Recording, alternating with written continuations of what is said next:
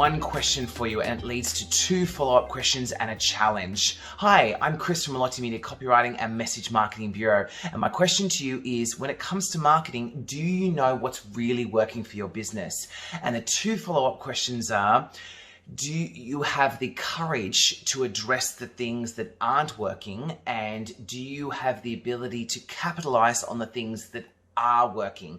Today we live in a digital environment and an agile environment, which means that we're able to track what's working for us and have the ability to make these changes and assess our options. So don't just accept what's happening. And that's my challenge to you, is when it comes to marketing, never just accept things for what they are.